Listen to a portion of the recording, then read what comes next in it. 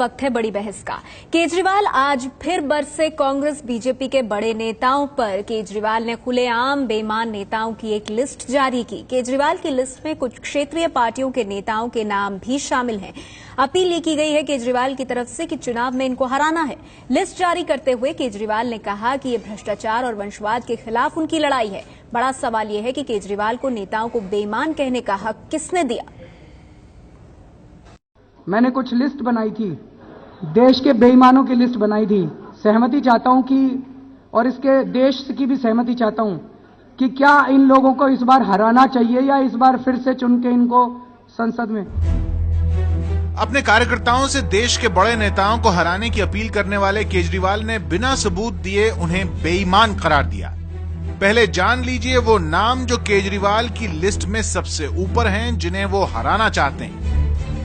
सुरेश कलमाडी, नितिन गडकरी, सुशील कुमार शिंदे, प्रफुल्ल पटेल, येडियुरप्पा, अनंत Kumar, Veerappa Moily, HD Kumaraswamy, Chidambaram साहब,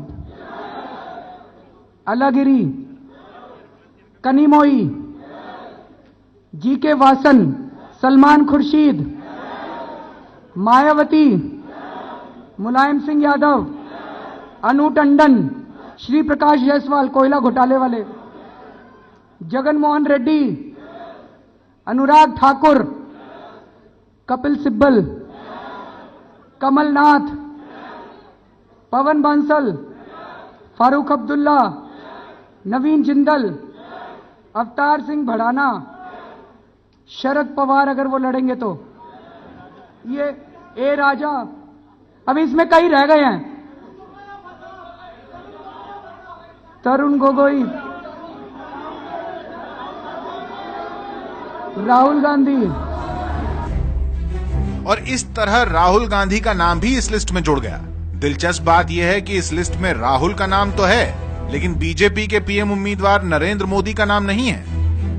केजरीवाल एक list लेके आए थे, उन सारे नामों का कैरेक्टर सर्टिफिकेट लेके नहीं आए थे। लेकिन हम जो संदेश देना चाहते हैं वो ये है कि ये कुछ नाम थे, इसमें और नाम जुड़ने वाले हैं। जो नाम नहीं है वो स्वच्छ है, ऐसा भी नहीं है, सबके नाम आएंगे।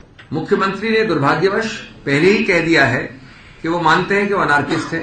सूचियां आप और हम सब बना सकते हैं, सिर्फ कागज कलम की आवश्यकता होती है। सवाल मोदी का नाम नहीं लेने पर उठ रहे हैं। वहीं मोदी की पार्टी के नितिन गडकरी का नाम डालने के बाद गडकरी ने धमकी दी है कि अगर केजरीवाल ने 3 दिन में माफी नहीं मांगी तो मानहानि का केस दर्ज होगा। नितिन गडकरी को आम आदमी पार्टी पर डिफेमेशन मानहानि का मुकदमा करने के पहले अपनी पार्टी के खिलाफ मानहानि का मुकदमा करना चाहिए, क्योंकि उनकी पार्टी ने उनको भ्रष्ट माना था।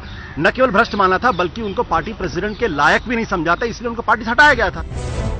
केजरीवाल इससे पहले भी मंत्रियों की एक लिस्ट पेश कर चुके हैं जो उनके मुताबिक भ्रष्ट हैं और दिल्ली विधानसभा चुनाव में बेईमान बनाम ईमानदार का मुद्दा उठा चुके हैं। सवाल यह है कि नेताओं को बेईमान कहने का हक केजरीवाल को किसने दिया। तो सवाल ये उठ रहा है कि बेईमानों की ये लिस्ट जो जारी की है अरविंद केजरीवाल ने, नेताओं को बेईमान कहने का हक केजरीवाल को किसने दिया, क्योंकि कई ऐसे हैं जिन पर आरोप लगे हैं, सिद्ध कुछ नहीं हुआ है और ये केजरीवाल की बेईमान लिस्ट में शुमार है। केजरीवाल की लिस्ट में मोदी का नाम क्यों नहीं है? राहुल गांधी का नाम लिया अरविंद केजरीवाल ने, नरेंद्र मोदी को भूल गए। जब नेता कोर्ट में दोषी नहीं तो कैसे उन्हें कहा जा सकता है बेईमान? और इसको लेकर लिस्ट जारी करना और फिर कहना कि इनके खिलाफ उम्मीदवारों को हम उतारेंगे क्योंकि ये बेईमान और भ्रष्ट हैं, ये कितना सही है? हमारे साथ आज की इस चर्चा में खास मेहमान मौजूद हैं। सवाल यही कि बेईमानों की इस तरह लिस्ट जारी करने का हक केजरीवाल को किसने दिया? आम आदमी पार्टी से प्रोफेसर आनंद कुमार हमारे साथ हैं। प्रोफेसर कुमार, सवाल ये उठेगा कि कई ऐसे नेता जिनका नाम आपने लिस्ट में डाला है, उन पर सिर्फ आरोप लगे हैं, कोर्ट में कहीं कुछ सिद्ध नहीं हुआ। कुछ ऐसे नेता हैं जिन पर क्या आरोप हैं भ्रष्टाचार के, वो भी साफ नहीं है, और ऐसे में आपने बेईमान नेताओं की लिस्ट जारी कर दी।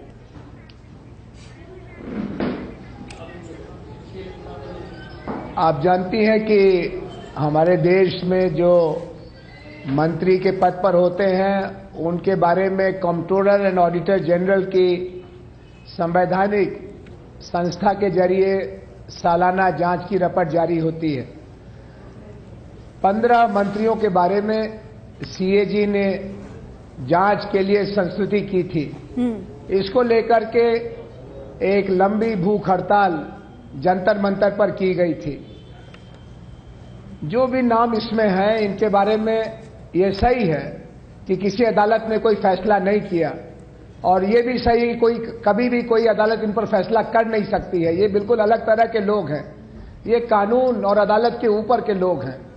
लेकिन इन पर जांच इस गहराई तक है कि इनकी राजनीतिक जो रिश्तेदारियां हैं वो इन जांचों से, इन आरोपों से नहीं। लेकिन प्रोफेसर कुमार, आपको नहीं लगता कि अरविंद केजरीवाल इस तरह की लिस्ट जारी करके अपने लिए मुसीबतें खड़ी कर रहे हैं? क्योंकि आप खुद कह रहे हैं कि कई ऐसे लोग हैं जिन पर न्यायपालिका भी कुछ नहीं कर सकती, यानी न्यायपालिका पर भी आप लोग भरोसा नहीं जता पा रहे हैं। और नितिन गडकरी ने तो खासा विरोध जताया है।